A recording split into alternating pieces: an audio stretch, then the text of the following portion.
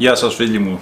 Σήμερα θα σας δείξω κάτι που είδα σε διαφημίσεις του YouTube και αποφάσισα να το κάνω και εγώ. Είναι ένα τεστ DNA που σου αποκαλύπτει από πού κατάγονταν οι προγονείς σου. Λοιπόν, το παρήγγειλα. Είναι πολλές εταιρείες τέτοιες που κάνουν παρόμοια. Εγώ πήρα το MyHeritage. Είναι αρκετά οικονομικό τώρα σε σχέση με παλιά. Έχει γύρω στα 60 ευρώ το τεστ και είναι κάπως ενδιαφέρον να δούμε τι ακριβώς θα μου δείξει. Υπάρχει ένα σχετικό ενδιαφέρον έτσι, για το τι θα σου αποκαλύψει αυτό το τεστ, από που καταγόταν οι προγονείς σου. Λοιπόν, για να ανοίξω το κουτάκι να δω τι έχει μέσα. Αυτό εδώ είναι το κουτάκι που μου στείλανε. Για να ανοίξουμε. Υποτίθεται ότι είναι έτσι εύκολο να το κάνεις. Εδώ, τσακ και τσουκ. Ωραία. Έχει μια καρτούλα, πρέπει να μπεις να το κάνεις, λέει, activate στο site, κάνεις και εγγραφή στο site τους. Ωραία, θα το κάνουμε μετά. Άλλη μια καρτούλα εδώ με οδηγίες. Σου δείχνει πώς να το κάνεις. Λοιπόν, εδώ έχει ένα φάκελο που γράφει απ' έξω Biohazard. Μάλιστα. Εδώ μάλλον θα μπουν τα δείγματα. Δεν ξέρω γιατί τόσο τρομακτικό σήμα εδώ βάλανε. Εδώ είναι ο φάκελος που θα το επιστρέψουμε. Λοιπόν, στην Αμερική λέει θα πάει. Αν και αυτοί μου το στείλανε από την Ολλανδία από ό,τι είδα.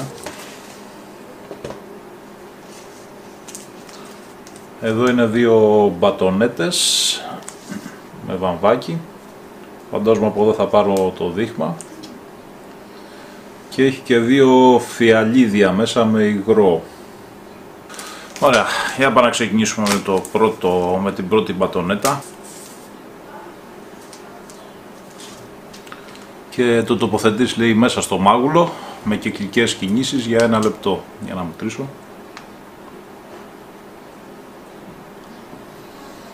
Ωραία, πέρασε το 1 λεπτό. Είναι έτοιμο. Θα ανοίξω το μπουκαλάκι τώρα να το βάλω μέσα.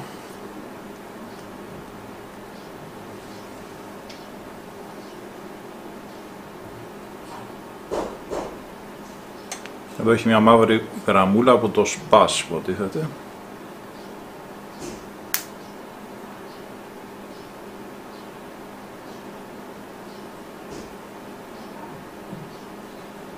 Ωραία, μπήκε μέσα στο υγρό, οπότε θα το κλείσουμε αυτό.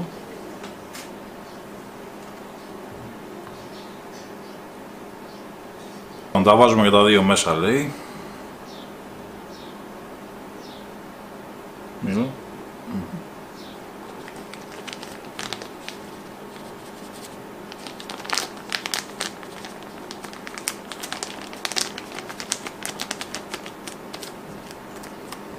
Κλείνουμε εδώ και το πλαστικό. Τσακ. Αυτό πάει μες στο φάκελο.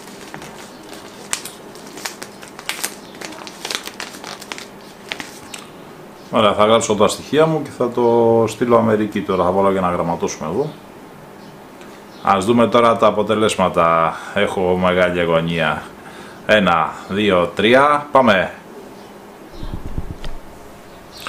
Ωραία, έτοιμα τα αποτελέσματα. 3 Μαΐου είναι. Λοιπόν, για να δούμε τι ψάρια θα πιάσουμε. Από πού είμαστε. MyHeritage, μπαίνω στο site. Δείτε τα αποτελέσματα.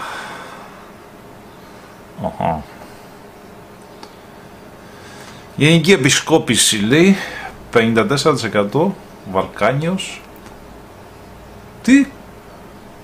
16% Έλληνας και νοητό Ιταλό. What? Μόνο 16,8% Έλληνας και 6 άλλοι. Τι? Ποιος? Για κάτσε να δούμε. Παίξε την εισαγωγή. Για πάμε. Οχ, περίεργα τα πράγματα. Άιντε πάμε.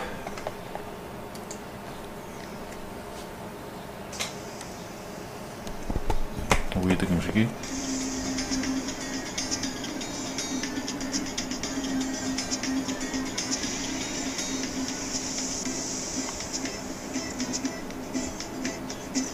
«54 Βαλκάνιος και 16,8 Έλληνας και νοήτα Ιταλός». Μέση Ανατολή 7,2. What? Ασιάτες 6,9. Κινέζος είμαι.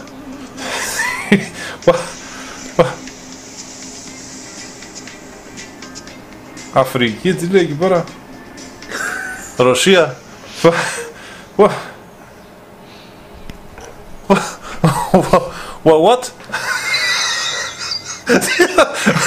Αυτό το κινέζικο σου μάτια. Είμαι Κινέζος τελικά.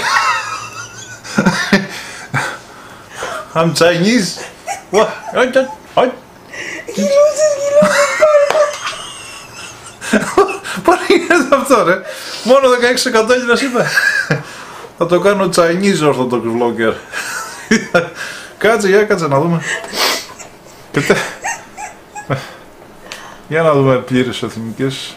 Παναγιά μου. Θα κάνω κι εγώ. Εννοείται. Λοιπόν, για να δούμε τη λέει. Λοιπόν, πού είναι. Βαλκάνιος λέει 54%. Αλλά μέσα στο Βαλκάνιος έχει και την Ελλάδα, κατάλαβες. Βλέπεις. Πού είναι μωρέ. Να ρε, έχει και την Ελλάδα μέσα. Άιντε. Και αγγίζα. Άρα το 54... Από τα 54 σου αναλύει το 16%. Όχι. Χωριστά. Ναι. Έλα τώρα. Απλώς είμαι από την πάνω μεριά της Ελλάδος. Εντάξει, αυτό το ήξερα. Ναι. Είναι πιο βόρεια. Εντάξει. Άρα 54 και 16. Εντάξει, καλά είναι. Καλό ποσοστό. Πάνω γύρω στα 70% δηλαδή Έλληνας. Καλά είναι. Αν ίσα για μια στιγμή. Λοιπόν, κάτσε να ακούσουμε αυτό. Λοιπόν, Νότια Ευρώπη 20% λέει.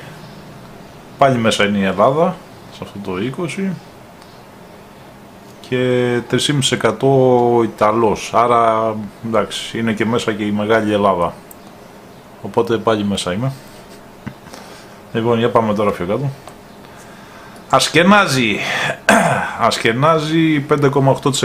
Τι είναι Ασκενάζι? Η Ασκενάζι είναι, από ό,τι διάβασα, ελληνική φυλή λέει, η οποία ήταν χαμηλά προς την Περσία και μετά έγιναν προσήλυτοι Ιουδαίοι, Εβραίοι δηλαδή, Εβραίοι της Διασποράς, με ελληνική καταγωγή και αυτή.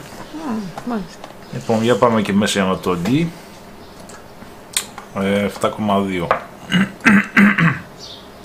Ναι.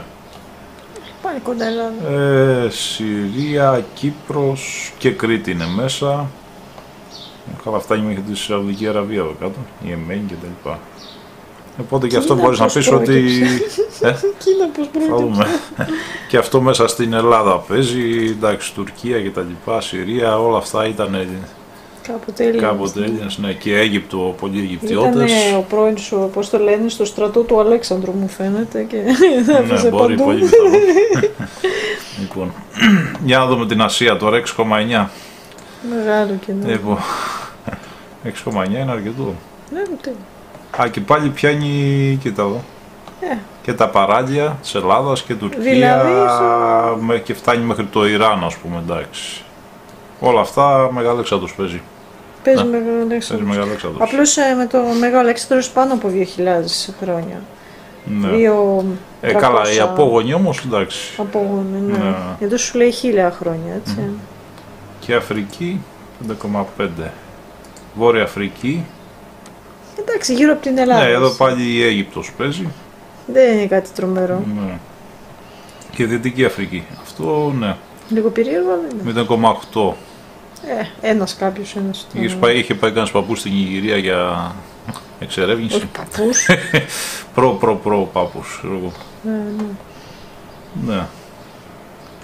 Εντάξει. Ναι. Νομίζω τώρα μετά το πρώτο σοκ κάπως συγκύλθα. Τώρα θα κάνει η γυναίκα μου, πες. Ναι, τώρα θα κάνεις και εσύ για να δούμε. Εγώ θα είμαι εσύ θα είσαι από παντού, το bulldog και το, πώς το λένε, εγκόκερο. Το bulldog και το εγκόκερο. Ωραίο, ενδιαφέρον ήταν. Έχει και κάτι εδώ πέρα διάφορα, όπως το λένε. Εντάξει. Ναι. Έλληνας είσαι. Εντάξει, είναι από παντού. Από παντού είναι. Συγγενείς, ναι. Για να δούμε. Ταυτίσεις DNA. Θα φορτώσει. Α, τι? βρήκα ένα τριτοξάδερφο. Χρυσούλα Κοντάκος.